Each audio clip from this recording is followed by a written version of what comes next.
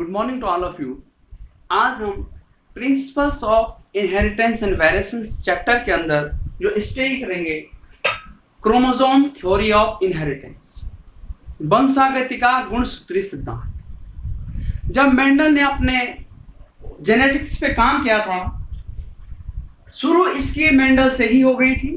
Mendel ने भी जो फैक्टर बोला था जीन को, भले ही क्रोमोसोम का डिस्टिंक्ट स्ट्रक्चर और उसका काम उस समय तक इतना पता नहीं था, लेकिन फिर भी मेंडल ने जिसको फैक्टर बोला था वही जीन थे, और वही जीन पैरेलल हम जेनेटिक्स में समझ सकते हैं। क्रोमोसोम के एक पार्ट है, क्रोमोसोम डीएनए के बने होते हैं, जीन भी क्या है, डीएनए का ही वो सेगमेंट है जो किसी करैक्टर को दिखाता है। तो मेंडल्स के जो कार्य थे वो इतने पॉपुलर नहीं हो पाए। उसके कुछ प्रमुख कारण थे, जैसा कि था कि उस समय कम्युनिकेशन का साधन इतना ज़्यादा नहीं था। नंबर 2, मेंडल ने जो लॉ दिए थे बायोलॉजी के, जो अपने लॉ दिए थे उनका गणित के फॉर्म में, मैथमेटिकल फॉर्म में उनको दिया था। और क्रोमोसोम का इतना डिस्ट्रिक्ट और जीन का इतना बोलबाला नहीं था, क्योंकि उससे पहले और थ्योरियों, इवोल्यूशन की थ्योरियों पे लोग काम कर रहे थे, लोग उनके बारे में ज़्यादा सोचते थे। तो एक जेनेटिक्स नया था, नया शब्द, से मेंडल को कार्यों की सराहना स्टार्टिंग में नहीं हुई। लेकिन उनकी मृत्यु के बाद जब कार्ल कोरेंस, ह्यूगो डिवरीज और ट्रेसर मार्क साइंटिस्ट ने मेंडल के लॉज को रीडिस्कवर्ड किया, तब पता चला कि जो मेंडल के फैक्टर्स थे वही जीन है। मेंडल ने उनको ही फैक्टर माना था। हाँ, एक चीज मेंडल की कमी थी, लिमिटेशन थी, वो वेरिएशंस को नहीं समझा पाए थे। वेरिएशन, विभिन्नताएं होती हैं, जब एक करैक्टर दूसरे करैक्टर में जाता है। अब वेरिएशंस हम समझ सकते हैं, वेरिएशंस कैसे होता है या जीन का एक्सचेंज कैसे होता है, वो मियोसिस से होता है। जो हम पैचेटिन अवस्था में देखते हैं, मियोसिस की रिडक्शन डिवीजन की, जिसमें क्रॉसिंग ओवर होता है, उससे भी वेरिएशंस होता है।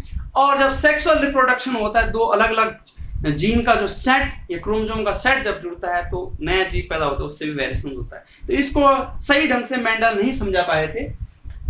तो जब डिवरीज और कार्ल कोरेंस और ट्रेसर मार्क ने मेंडल के लॉज को रीडिस्कवर्ड किया, तब पता चला कि मेंडल के जो लॉज थे वो लगभग जो इनहेरिटेंस और क्रोमोसोम थ्योरी की उससे मिलते जुलते थे। उसके बाद सटन एंड बॉवरी ने जीन को ही पैरेलल माना क्रोमोसोम, जेनेटिक्स के, इनहेरिटेंस के मींस आगे दर पीढ़ी दर पीढ़ी ले जाते हैं। जेनेटिक मटेरियल डीएनए को माना, जीन को माना। उन्होंने जो क्रोमोसोम थ्योरी ऑफ इनहेरिटेंस, उसमें बहुत ज्यादा काम किया सटन एंड बॉवरी ने। फिर T H Morgan, Thomas Hunt Morgan ने ड्रोसोफिला मेलानोगास्टर पे बहुत काम किया और प्रैक्टिकल एक्सप्लेनेशन दिया, प्रैक्टिकल फॉर्म में प्रूव किया chromosome theory of inheritance. Drosophila melanogaster, जिसका लाइफ साइकिल बहुत छोटी होती है और आसानी से इस पे काम किया जाता है, जेनेटिक्स में इस ड्रोसोफिला मेलानोगास्टर का बहुत बड़ा योगदान है। अब हम ये समझ चुके थे कि जो क्रोमोसोम है, जो सेट है, डिप्लॉइड सेट है, वो हैप्लॉइड होता है किस प्रोसेस के थ्रू? मियोसिस के थ्रू। मियोसिस, जिसको हम रिडक्शन डिवीजन भी बोलते हैं। अगर ह्यूमन की बात करें तो हमारे सेल में 46 क्रोमोसोम है। जब टेस्टिस या एग में, टेस्टिस या ओवरी में स्पर्म और एग बनते हैं, तो स्पर्म और एग बनने के लिए रिडक्शन डिवीजन होना जरूरी है। जो 46 क्रोमोसोम का सेट है, वो दो सेल जब उससे डॉटर सेल बनती है तो जो 23 गुणसूत्रों में टूट जाती है। तो जो हमारे 23 गुणसूत्र हैं, दैट मीन्स वो पेयर में है और 22 जोड़े ऑटोसोम्स होते हैं और 23वां जोड़ा जो है 23 क्या होता है? सेक्स क्रोमोसोम, जिसको हम एलोसोम बोलते हैं।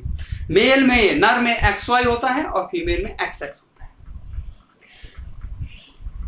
तो अगर XY मीन्स 22 प्लस X और 22 प्लस Y, इस टाइप के जो शुक्राणु है, स्पर्म है, मेल में बनते हैं, और फीमेल में 22 प्लस X, ये एक ही प्रकार का एग बनता है 22 प्लस X। तो जब ये वाला इससे जुड़ेगा तो फीमेल पैदा होगी और ये वाला इससे जुड़ेगा तो मेल पैदा होगी। ये हम समझ चुके हैं।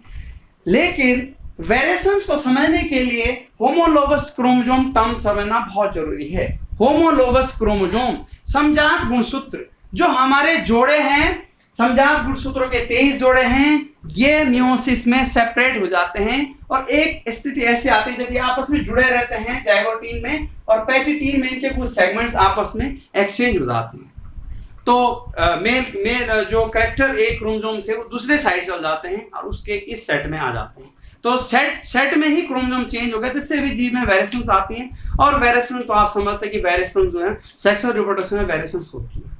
तो आज के जो टॉपिक था वो बेसिकली किस पे बेस था कि जो हमारे क्रोमोसोम है या उनके अंदर जो जीन है वही इनहेरिटेंस करते हैं, वही क्या है जेनेटिक मटेरियल है। क्रोमोसोम के अंदर जो डीएनए वही हमारा क्या है जेनेटिक मटेरियल है। जिन जिन ने इन पे काम किया साइंटिस्ट में मेंडल से लेकर कार्ल कोरेंस, ट्रेसर मार्क, ह्यूगो ड्यूब्रीज, टी.एच. मॉर्गन और सटन बवरी का इसमें बहुत बड़ा योगदान है। और ये थ्योरी जब 1900 में जीन टर्म आ गया और जब रीडिस्कवर्ड हुई मेंडल्स लॉ की, उसके बाद इस थ्योरी को पूरा बल मिला क्रोमोसोम थ्योरी ऑफ इनहेरिटेंस को, गुणसूत्रीय सिद्धांत, आनुवांशिकता का गुणसूत्रीय सिद्धांत आज हमने पढ़ा। अगर आपको वीडियो अच्छा लगा तो वीडियो को लाइक करें। Thanks for watching.